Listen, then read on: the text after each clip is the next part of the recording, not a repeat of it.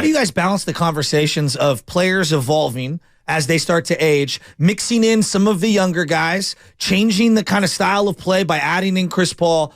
I mean, obviously you pay Steve Kerr, to have those conversations, but organizationally, what are the conversations like behind the doors as you guys are talking about, easing in some of the younger players that you obviously are very high on, like Moody and Kuminga, and still maintaining the level of excellence in winning as the number one priority? I mean, we talk about that. Look, there is no such thing as everybody's in their 30s and they won an NBA championship. I don't know. We could have Raymond look this up. Has there ever been an NBA champion where every player on the team was in their 30s? I don't think so. No. That's extremely unlikely and probably impossible. There are teams in this league today. Look today. We're all sports fans, right? We look at these teams, all these other teams. If you're all this talent in the world, but you're all like, 20 to 25, they don't win championships either. No. I don't recall any, really. No. So there's a window, where they get the experience, and somewhere in the middle is sort of the high ground there where you're 25 to 30 is sort of the prime time, let's say, maybe longer now these days. But we have to have a mix of young, developing players that we take shots on. They can become the next Klay Thompson, the next Draymond Green, the next Steph Curry. We have to have that. Yeah. On the other hand, we also have to have the experience to win. So there's a blend. And by the way, Chris Paul said this to me the other day. He loves this makeup of this team because we have these great veteran leaders, experienced players who know how to play and how to win. And we also have some really good young players who, by the way, are going to be able to spell these guys. Right. And they can't play 82 games, some of them, okay, and be healthy. Right. It just doesn't happen that way. They need to be healthy for the playoffs. So we need the Kumingas and the Moody's and the two guys we drafted, Trace and Podzinski. We need these guys and Quinones, another good young player.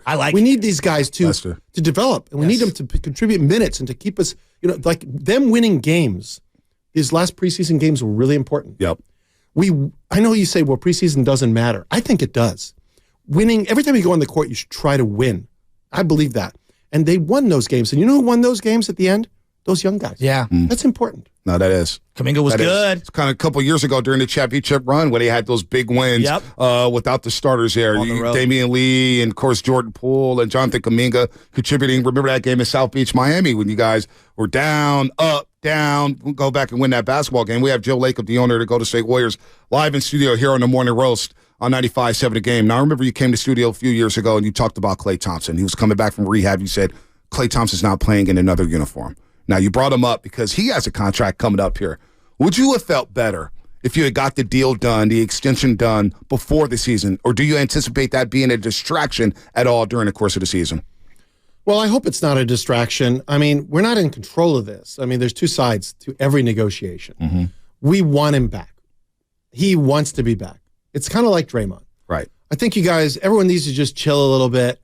Let this take its course. My guess is it works out. Okay. I can't control it. I can't dictate it.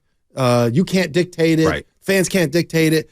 These things have to take their course. There's different parties involved, but the intentions are really good. Well, the Draymond situation was different because he had an opt-in and he could opt out if he chose to. True. But do you look back at how that went and learn any lesson from that? Was it good, bad, indifferent? Was it just business? Like, did that have any tangible effect on the season last year, you think? Oh, it might have, but I think there were some issues last year with respect to some of the contracts. Some of the other guys got contracts I know you're referring to. Maybe it did. I don't think there's going to be anything like that this year, though. Yeah. I really don't. Klay's a professional. Respect him tremendously. And we're going to do our best to get this done. And, hopefully it is done sooner rather than later, but it might not be. How would you assess Klay's season from a year ago? Because we take a lot of calls. You say you listen, and it could go back and forth. We argued about Klay a lot, and I'm thinking, boy, for a guy who led the league in three-point makes and shot 41%, it didn't do any 5-on-5 during the offseason, which I understood as a human. Like, he's gone through rehab for 2 straight years, 2.5 years. How would you grade his season? Because the ending wasn't great. And he talked about that recently, watching back that Lakers series. How would you grade or assess his season from a year ago? Well, it's not my job to grade that. I know. I can have an opinion just like you guys can. You watch every game, courtside. I'm a fan. I can have an opinion. I can, obviously the end was not good. I was not happy. He was not happy. Right. I mean, it was embarrassing, actually, for for him, and not only him, some other players too. So it happened, and who knows why these things happen. It's very hard to repeat, right, is the truth. We did it in 17, those 2 years, but it's very, very hard to repeat. Things happen. But, here's the good news. Good news is there's a lot more motivation going into this year. Mm-hmm. And I think we're very capable of having a great year this year and winning this thing. Yeah. I do think that. Yep. Well, let's ask one more contract question before we move on to the fun stuff for this year. Yeah, because contracts is business. And the truth is we're here to talk about basketball. Yeah, we are. I know, but people always talk about lame duck coach and the guy wants to get paid. And I just know in my own situation, it's when it's in the back of your head, you want to get re-upped, you want to stay somewhere. It doesn't affect you on a minute-by-minute basis, but every now and then it seeps in. And Steve's more of a professional than I ever will be. What's going on with Steve Kerr? Are you going to have conversations throughout the year about a contract extension, or are you going to wait till the end? No, we've had conversations. Not me and Steve. We're not going to do that. But, Mike Dunleavy and Kirk are having those conversations. And, I think, again, it's very similar to Klay. I mean, he was gone all summer. You can't get anything done when the guy's, traversing the world, coaching the Olympic or pre-Olympic team. So, look, we're making progress. We're going to reward him for everything he's done. He'll be well compensated at the end of the day. And again, it's just business. It's negotiation. It's strategy. People, agents, this is what it's like.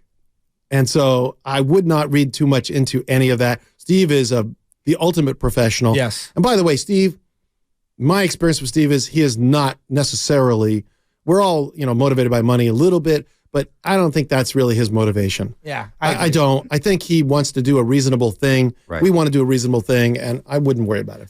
At times I get frustrated. Steve's a great coach, but there's times I get frustrated because I want to see the younger guys get a little more of a role. I want them to stay on the court through a couple of, maybe misplays or whatever, and I get frustrated with it.